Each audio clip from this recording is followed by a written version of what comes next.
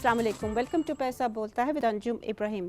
ख़वातीन हज़रात, हमने जब से स्टाफ लेवल एग्रीमेंट हुई है इंटरनेशनल मॉनेटरी फ़ंड के साथ, तो हमने उस पर बहुत सारे प्रोग्राम्स किए। फिर जो स्टाफ लेवल रिपोर्ट आई है after the programme was approved, उस पर हमने प्रोग्राम्स किए। हमने इकोनॉमिस्ट को बुलाया, हमने रिपोर्टर्स को बुलाया जो deal with these with a lot of beat reporters जो थे, जो अफेक्टेड सेक्टर्स थे। और फिर हमने सर्वेज़ भी करवाया आम लोगों से कि क्या ये जो IMF के बारे के जो प्रोग्राम है इसके बारे में आपका क्या ख्याल है। आज हमने ऐसी शख्सियत को दावत दी है जिसको हमने पहले कभी नहीं बुलाया। At least I have not seen any representative of the international monetary fund actually on a Pakistani television show. I am very happy and proud to present Teresa Daban Sanchez. ये रेजिडेंट रिप्रेजेंटेटिव हैं इंटरनेशनल मॉनेटरी फंड की, यानी कि ये she is the main the person to go to in Pakistan. और ये जो programme है ये मॉनिटर भी कर रही हैं, ये डील भी करती हैं। And you sit in the ministry of finance, am I right? Welcome to the show Teresa. Okay, thank you very much. I'm very pleased to be here. we are very pleased to have you. Let me start by asking you if you would like to present to our viewers what IMF stands for, what is the purpose of the program, what is the design of the program, in your own words. If you can just give us a sort of a overview. Sure. I think that will be very important and useful.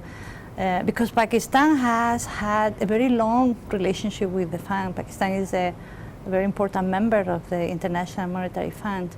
But at times, after living here in Pakistan for 1 year and a half, sometimes I find that there is still gaps in the knowledge about what we do, how we work, and what we care about. No? So, and I think it's important to understand the International Monetary Fund is an international organization, and 889 countries are member, Pakistan as well.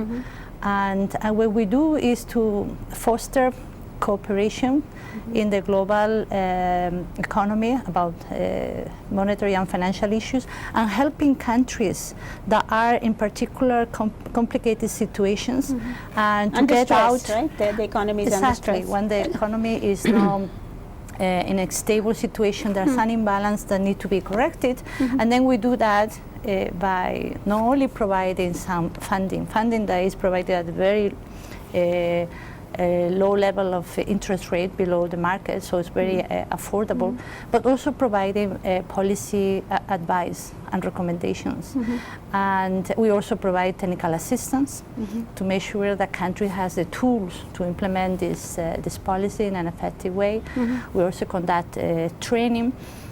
So we provide a lot of services to our country's members, and then we do that upon request. So, and then Pakistan right now is in a challenging situation, I would say, and then we are very happy to be partnered with the country and to help to overcome these situations. Okay, I'd ask you, let's start with one question. One of the prior conditions which have created considerable angst in this country is the fact that the IMF actually stated that getting assistance or getting funding from friendly countries was a prerequisite for the program. Normally, when a country goes on a program, the assistance follows, if you know what I mean. You know, the level of bilateral and multilateral support, because of the fund's engagement with the country, automatically rises. In this case, it was the other way around. Why is that? Well, I think that there's maybe a misunderstanding or need of but clarification. Your staff level agreement report mentions that. Yeah, but as I said, condition. this is something very technical, and then I try to clarify myself with other your colleagues, because this question came out before, and the issue is not to impose anything, but only to make sure that jointly the international community is helping Pakistan on a sustainable way, and medium term or even long term, even beyond the program, the IMF program. Because remember, the IMF program is designed as a 3 years program. 39 months, a bit exactly. more than, yeah. More or less, yeah. And so, and then the idea is that when we engage with a country, this is not only about Pakistan. That happens with many other countries, and then the country has engagement with other bilaterals or multilaterals. There is an understanding that everybody is going to be there, engage at the same time as the fund, because we believe that this is good for Pakistan. So this was like, okay, well, let's make sure that all of us, we are together. I know people are, say people mean countries, are going to say, you know what, and taking, I'm kind of reversing my position. So what if Saudi Arabia, for example, or what if China had said, no deal? This would not have gone through the program. I think that in that situation, the program will have to be designed in a different way. Okay. So because I get it. Okay. Yeah. So the idea is that the design of the program, it depends on the support of the international community, that composition of that support. Okay. For instance, it's not only about Saudi Arabia, other multilateral like the World Bank, ADB, Asian Development Bank, they have important portfolios in Pakistan. So we also need to make sure that all of us are engaged, coordinated. We have a presence in different sectors. We're working together. So this is what is called. It's called financial assurances. It's a very technical definition that is not easy to understand. So that was the idea. And then with that financial, so Mike Pompeo saying that we are not going to give money. The fund is not going to give money to Pakistan, and for then Pakistan to pay off Chinese loans. That had nothing to do with this particular. That has nothing to do with that, because the financial assurance is something that, for instance, was also some kind of I will not say condition, but some kind of understanding that we have with other countries like Greece or Ukraine, other important operations which countries have important bilateral arrangement. Like got it. Yeah? I got it. Okay. We'll take a short break here. Please stay with us if you can.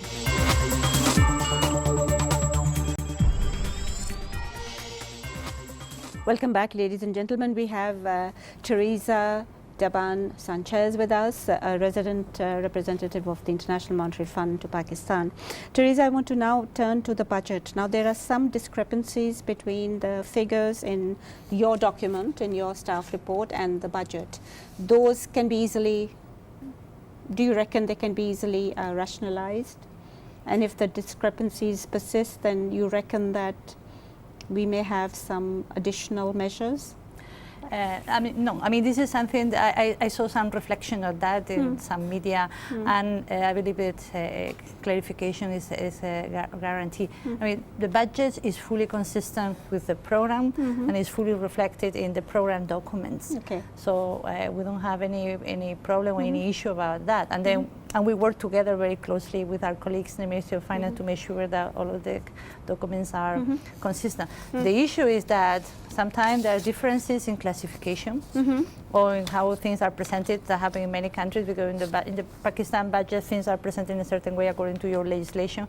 Then when we go to the other tables, things are regrouped on a different way. But there is no any discrepancy in that sense, discrepancy in policies, in numbers.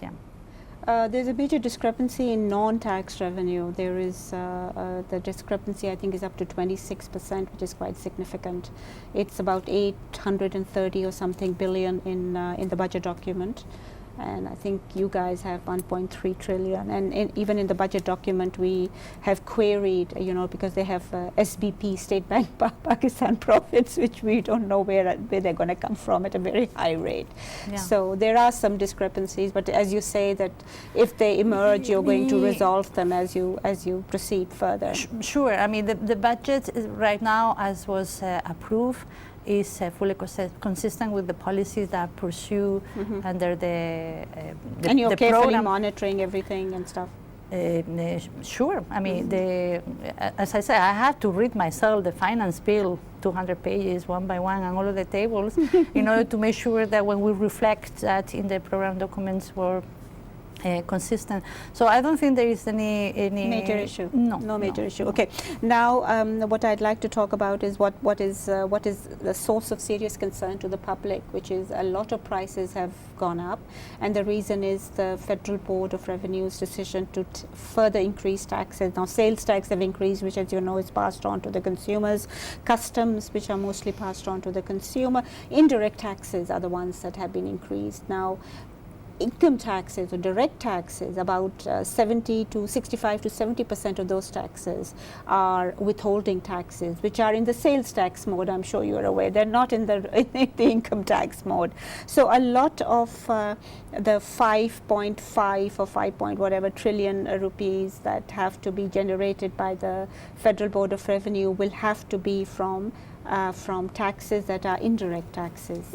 How do you reconcile that with your overarching objective of ensuring that the vulnerable and the poor are not affected? Okay, there are too many, several questions, several questions, but we can handle all of them. So I think that the first question is what this the program and the budgets in particular try to achieve in the short term, and then we can talk about other objectives for the medium term, because everything there's room for everything. So in the short term, I think the priority is for Pakistan to increase revenue collections for several reasons, because the debt level is very high. The debt level has to be put in a downward path. There is need to resources to pay for essential spending, health, education, infrastructure, and now interest payment that come from the past, from the decision made in the past, absorb 25% of the revenue collection. So there is a need to increase revenue.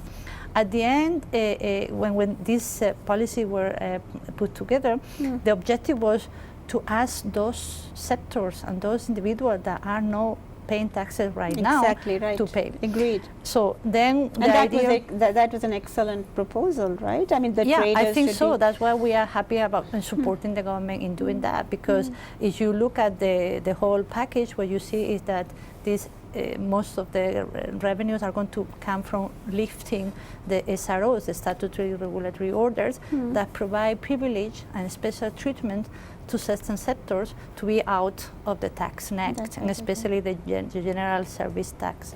So, the general sales tax. So, this is something that we have been advocating for us for years. Now there is an opportunity to do that. I think it's very good news that Pakistan is moving in that direction.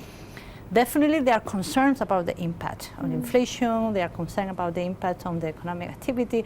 As regards inflation of the most vulnerable, the GST, the general sales tax, is still maintain all of the exemptions about many products that are considered basic, like food. That has not been touched. So the idea is to keep all of these items protected, but putting the effort on those sector individuals that are not paying taxes. I think this is a very good first step that is very welcoming, and also is increasing the fairness and the transparency and the effectiveness of the tax system, and creating a level playing field. Everybody should be subject to the same rules. Everybody has to be subject to the same general sales tax. So this is the principle.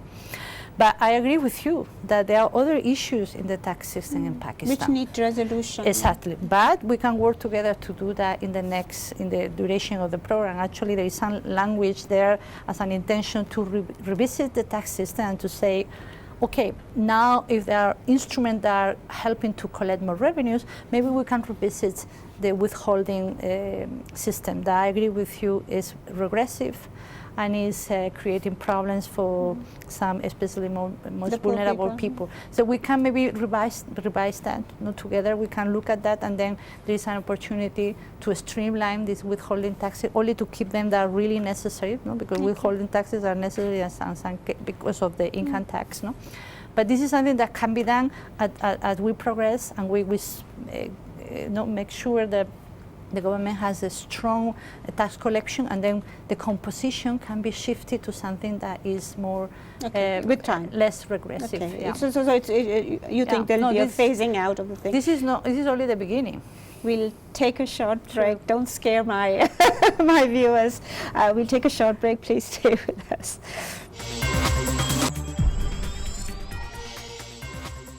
Welcome back, ladies and gentlemen.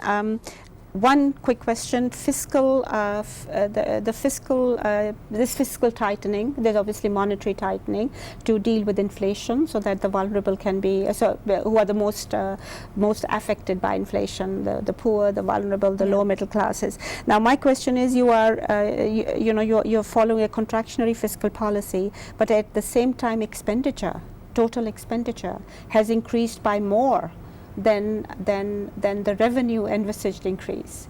Why is that? Why no focus on expenditure at all? Yeah, this is a very good question that we are getting that a lot. And then when you look at the expenditure, you have to separate what is interest payment and what is the rest of the spending. We call the interest payment is very high. Yeah, so the interest payment is high because the volume of debt is high, coming from decisions that were made in the past, because you had to finance the deficit that was created. So these interest payments needs to be served, needs to be paid. So in order to maintain the credibility of the government. So you exclude that, the rest of the expenditure, and the idea was to keep spending in capital spending in a level that is considered good for Pakistan, to increase social spending. Actually, the allocation of the it's program, up to 200 billion. It was 118 billion for the Benazir income support so program. So there is an last increase year. in 80%. So it's not. It's an increase. There's an increase, but with the fall in credit, with the growth rate projected at 2.4%, with a lot of it, the number of poor is going to increase quite dramatically. So the 80% increase may not be enough. But this is why, so the budget includes an effort on social spending right now, but down the road... Again, it's a first effort, right? Exactly. Down the road, as the program is implemented, we will, together with the government, calibrating what is needed. So constant adjustment, you reckon? Yeah, and to find extra fiscal space is necessary. Final question, I've got 1 minute left. What did you think of Asad Omar? Did he present you with a framework, with an economic framework, when he went on for the spring program? And is that the same program that is currently being implemented?